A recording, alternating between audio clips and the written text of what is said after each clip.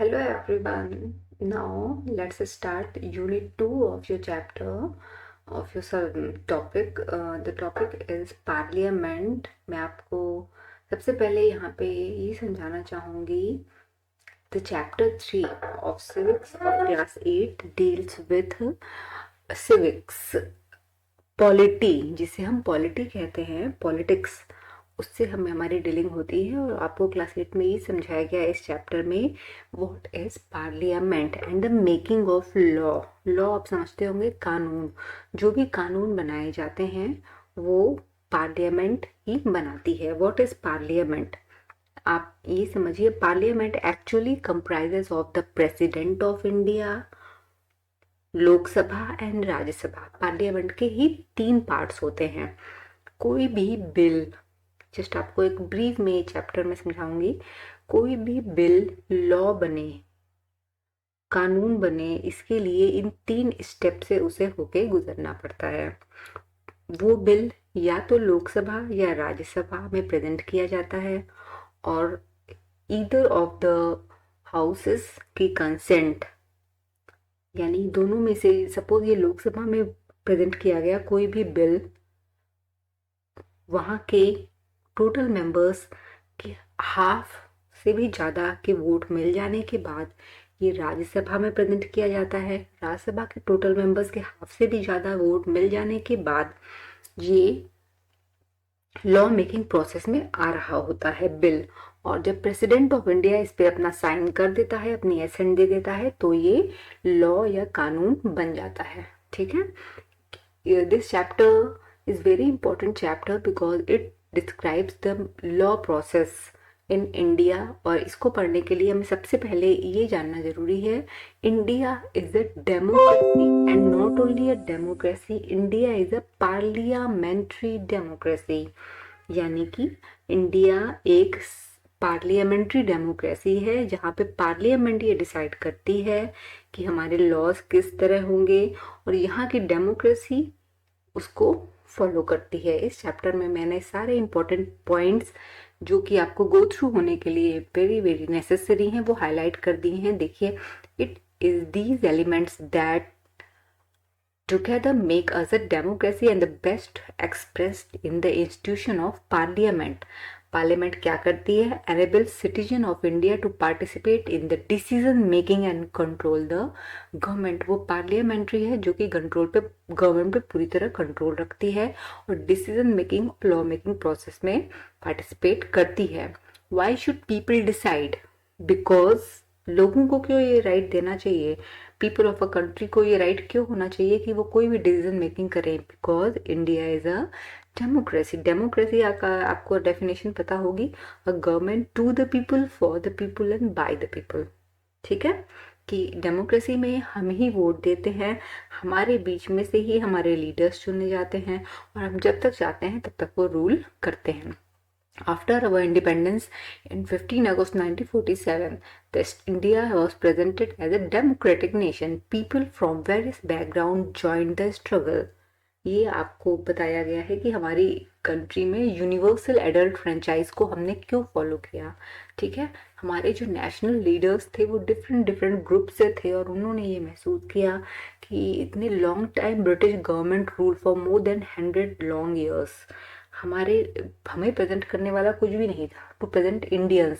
इसीलिए इंडियंस को इस डेमोक्रेसी में प्रॉपर पार्टिसिपेशन मिलना चाहिए और इसीलिए हमारी कंट्री में, आपको ये रूल पता होगा, अबव 18 ईयर्स हमें वोट देने का राइट मिलता है. जब आप 18 ईयर्स के हो जाओगे तो आप भी वोट डाल सकते हो. आपको वोट डालना चाहिए to choose your choice for your rule.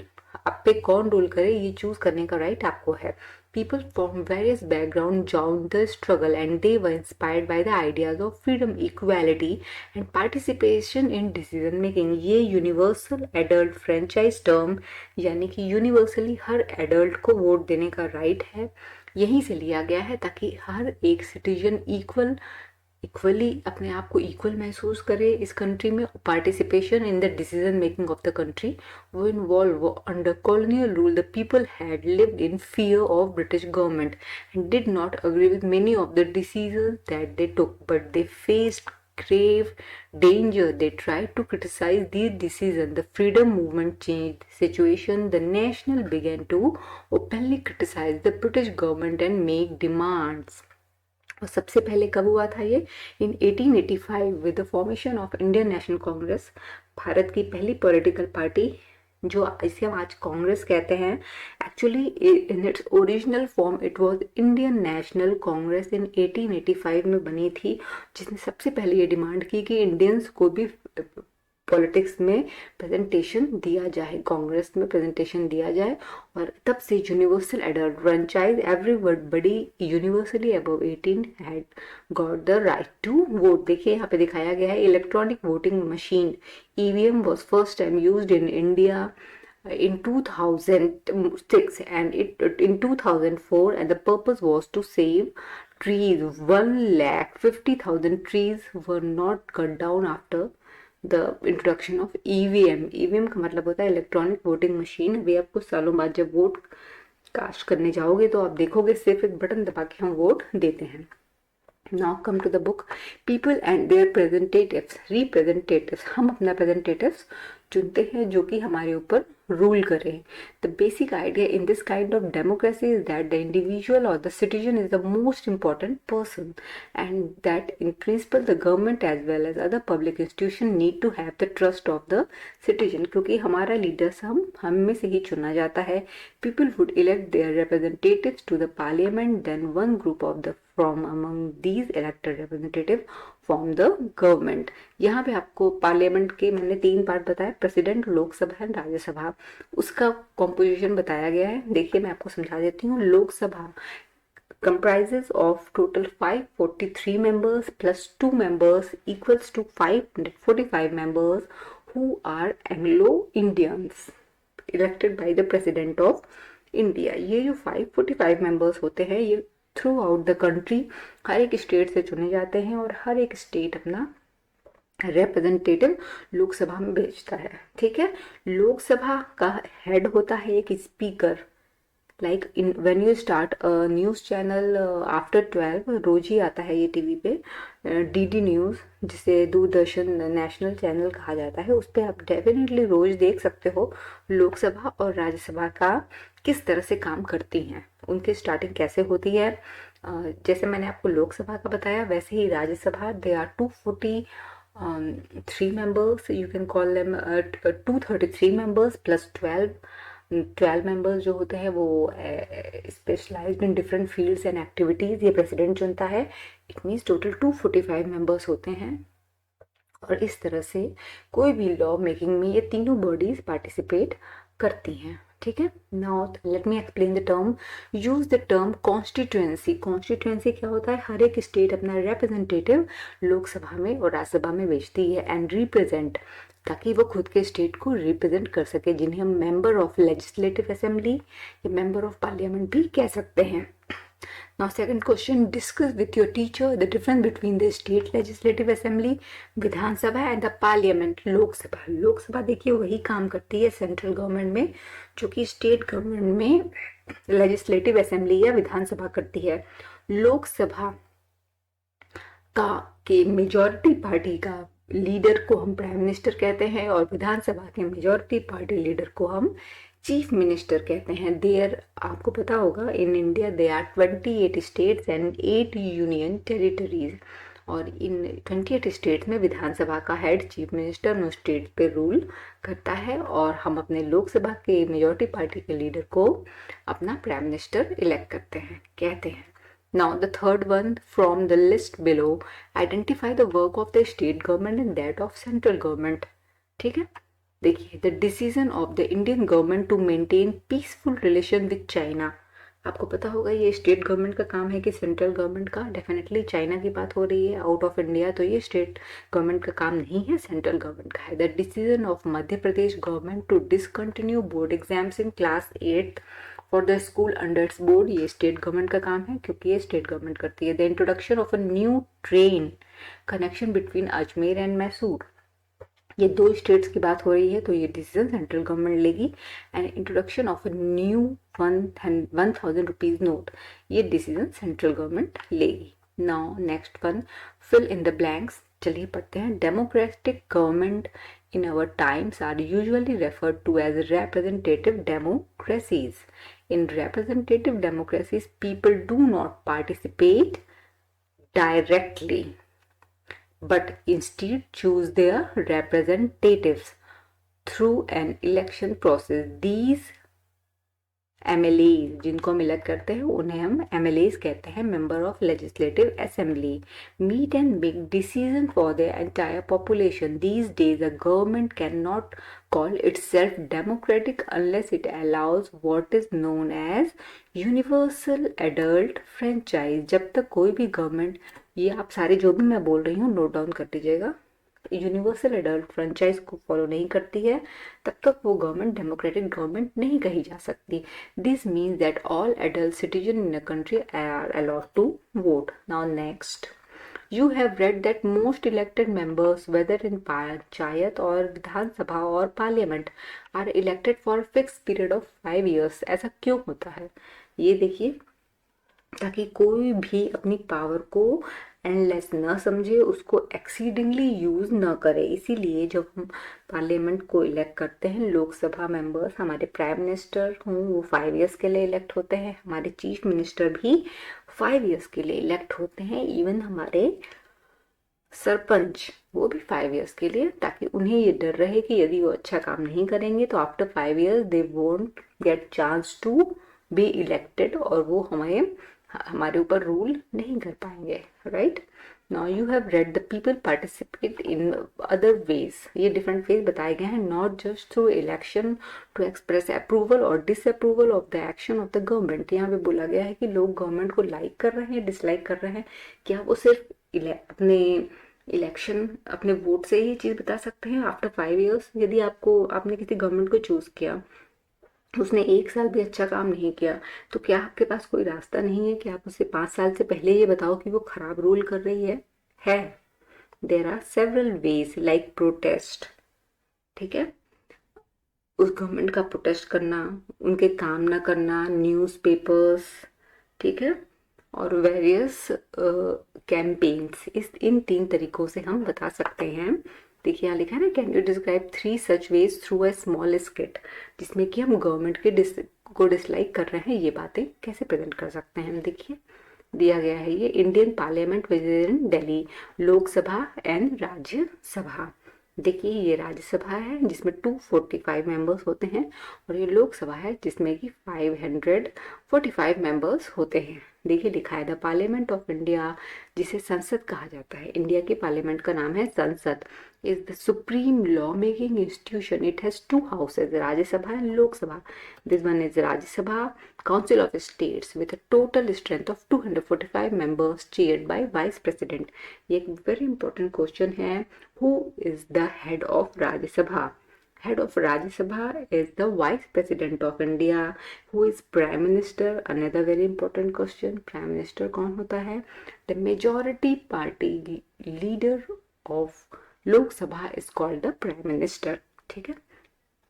Now come to the book. Third point देखिए, लोकसभा. ये Lok Sabha 445 members, House of People. Lok Sabha को लोअर हाउस एंड राज्यसभा को अपर हाउस कहा जाता है. ठीक है, तो house of people with a total members of 545 is presided over by the speaker. Now the role of parliament. Parliament का क्या रोल है हमारी कंट्री में?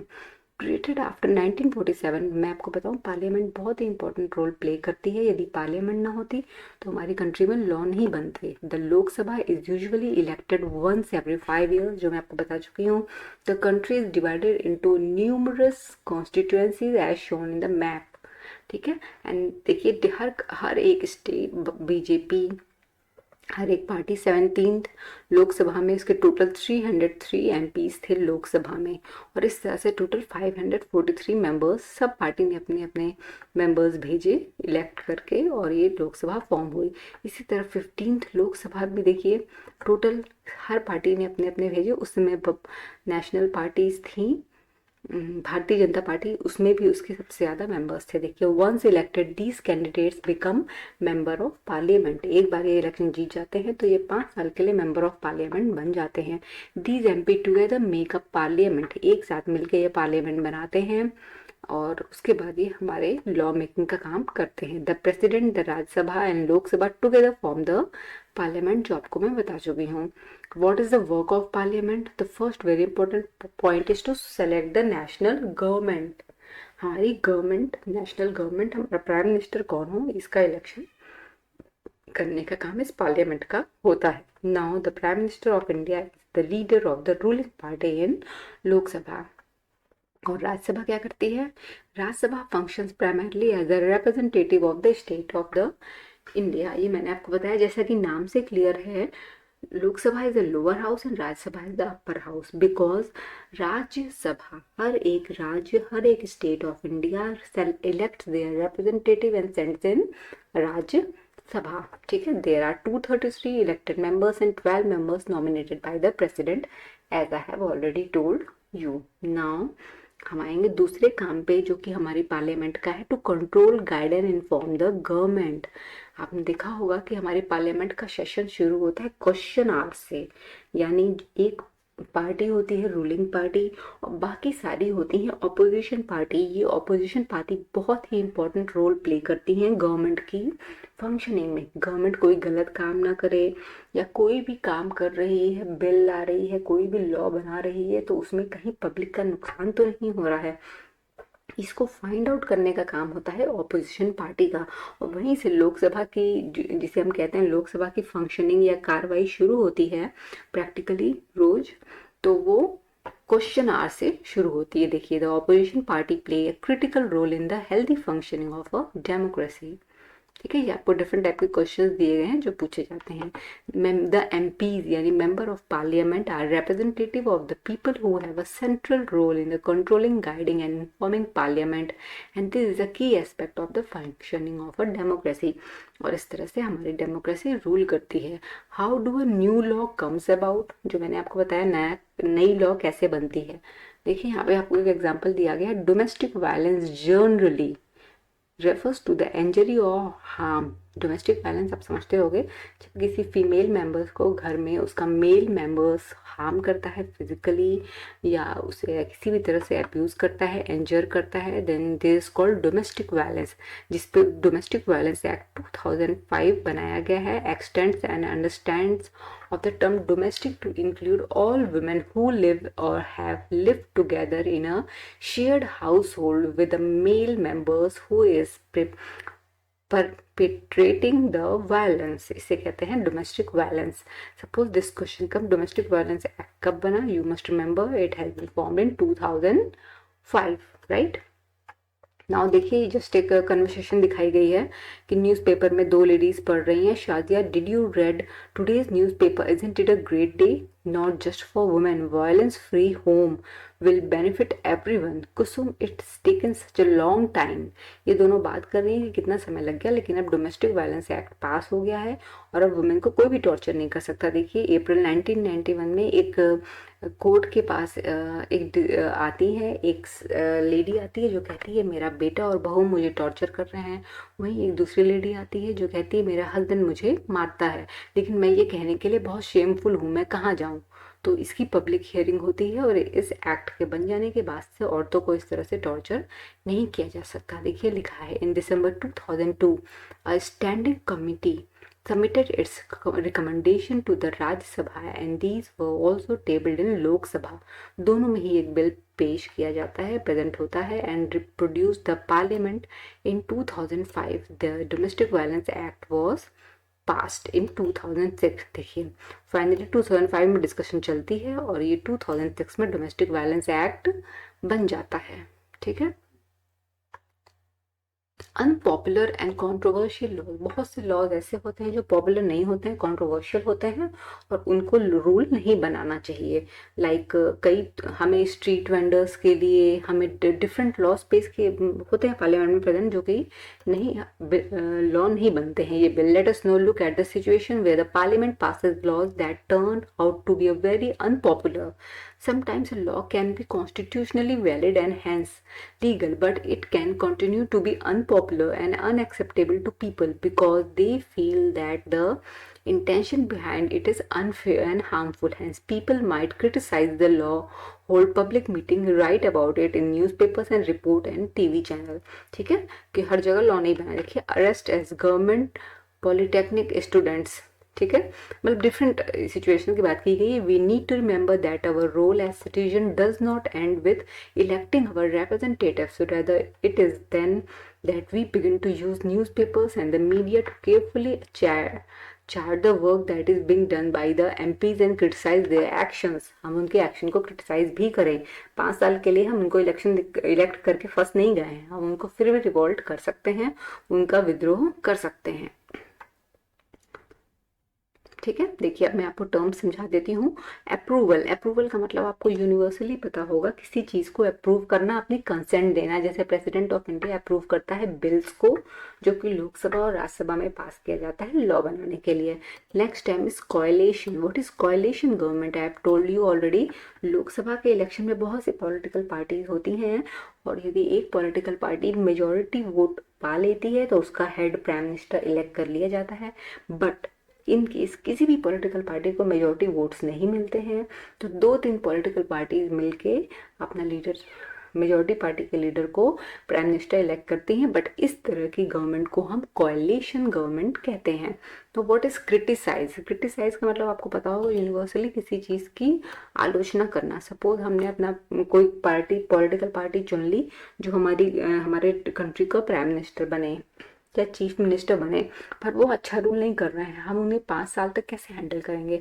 तो in that case we can criticise that. Okay, now what is evolution?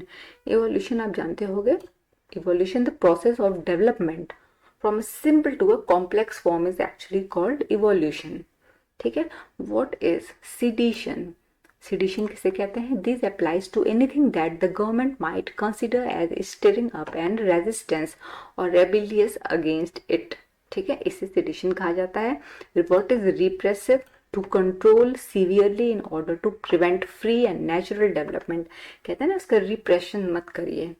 ठीक है, उसको natural development रोकने को प्रोसेस को रिप्रेशन कहते हैं. नाउ अनरिजॉल्व, रिजॉल्व जो ना हो उसे कहते हैं unresolved. Situation in which there are no easy solution to a problem is called unresolved. Now the back exercise of the chapter, जो मैंने आपको लिख के आंसर्स दे दिए हैं लेकिन मैं फिर भी आपको एक बार हिंदी में समझाऊंगी. Question number 1, why do you think our national movement supported the idea that all adults have the right to vote?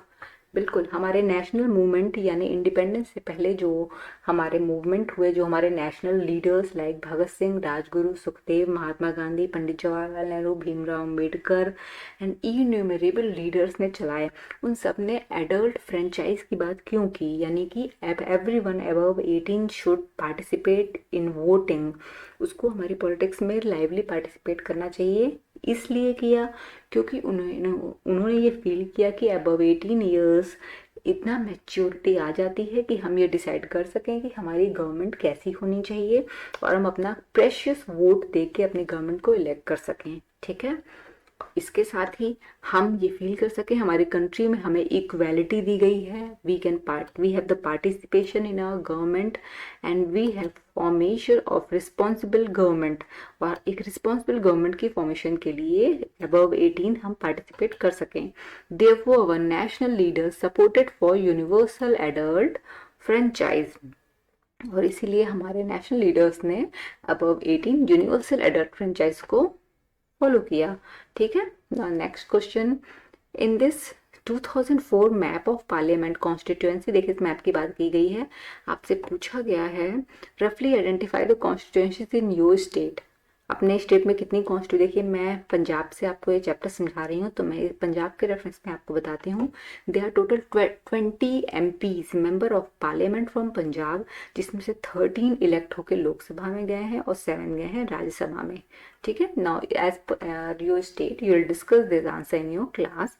Now green colour, देखिए जो ग्रीन कलर है वो डिस्क्राइब करता है, यहाँ पे लिखा हुआ है ग्रीन कलर डिस्क्राइब्स एसटीज यानी शेड्यूल्ड ट्राइब्स है, and the blue colour of the map, जो ब्लू पार्ट्स हैं वो रिप्रेजेंट करते हैं शेड्यूल्ड कास्ट को। ठीक है, नाउ देखिए, विच पॉलिटिकल पार्टी या parties are currently in power. Punjab में आम आदमी पार्टी रूल कर रही है, आप अपने स्टेट का देख लीजिएगा। नाउ सेंट्रल में भारतीय जनता पार्टी रूल कर रही है। Name is the current representative from Punjab is Ravneet Singh Bittu. Which political party currently form the opposition. Punjab में इंडियन नेशनल कांग्रेस ऑपोजिशन में है, और सेंट्रल गवर्नमेंट में भी भारतीय जनता पार्टी के opposite Indian National Congress opposition में है। When were election last held? Punjab में लास्ट इलेक्शन 2022 में हुए थे, जबकि सेंट्रल में 2019 में हुए थे। ये आप अपने स्टेट वाइज क्लास में इसको सॉल्व करिएगा अपने क्लास टीचर्स इंचार्ज के साथ। When will the next election held? in Punjab in 2027, और हमारी सेंट्रल गवर्नमेंट में इलेक्शन 2024 यानी रिसेंटली होने वाले हैं, डिक्लेयर होने वाले हैं। ये लोकसभा इलेक्शन की बात हो रही है ना। How many women representatives are there from Punjab? 13 in state and 1 in central government. Now reread the state board on how a new law on a domestic violence got passed. ये मैंने आपको पेज नंबर 39 पे बताया है। Describe in your own words the different ways in which the women and the group worked to make this happen. ये law कैसे बना? देखिए, ये लॉ बहुत ही डिफ़िकल्ट था डोमेस्टिक वायलेंस एक्ट के अगेंस्ट। इस लॉ को बनने के लिए ये देखिए, वो डोमेस्टिक वायलेंस एक्ट 2025 पास हुआ, और इसमें डिफरेंट सोशल ग्रुप और वर्कर्स ने पार्टिसिपेट किया, और तब जाके डोमेस्टिक वायलेंस एक्ट 2006 फॉर्म होता है, और तब से हमारे वुमेन को डोमेस्टिक वायलेंस के अगेंस्ट वो आवाज़ उठा सकती हैं। Now you discuss with your class incharge in your class. Now short answer जो मैंने इस चैप्टर से आपके लिए निकाले हैं। When was Indian National Congress formed in 1885 by Allan Octavian Hume, और this was the first political party जिसने कि हमारे रिप्रेजेंटेशन की बात कॉन्स्टिट्यूएंसी में की, कि इंडियंस को भी इंडियन नेशनल कॉन्स्टिट्यूएंसी में रखा जाए, क्योंकि रूल रेगुलेशंस और लॉ जो भी बन रहे हैं वो इंडिया में बनाए जा रहे हैं। Question number 2, what are the composition of Indian Parliament? I have told you with the starting of the chapter, President, Lok Sabha and Raj Sabha are the composition of Indian National Congress. Now, what is the role of Parliament in Indian democracy? क्या role है parliament का, या how a law enacted in parliament, ये मैंने आपको बताया। Parliament that was formed after 1947 our independence has a very crucial role in the parliament of Indian democracy, क्योंकि democracy में प्रेसिडेंट कोई भी बिल जो प्रेजेंट किया जाता है वो लोकसभा एंड राज्यसभा में पास होने के बाद the consent and the ascent of president signature के बाद ही वो लॉ बनता है ना। व्हाट इज अलायंस और coalition government? I have explained you the government which is form with the help of 2 or 3 political parties. If none of the party has got the majority vote, then a coalition form government is formed in central और state. Now the how many members are there in Lok Sabha and Rajya Sabha? Total there are 545 members in Lok Sabha and 245 members in Rajya Sabha. यहाँ पे आप plus का sign बना लीजिएगा। Now who is the head of Rajya Sabha? Vice President is the head of Rajya Sabha. Now the chapter is well explained to you and hope you all have understood it well. If you have any query or any problem in this chapter, you can ask in chat box and ask for any type of explanation यदि आपको ये chapter समझ में नहीं आया तो। Now thank you everyone.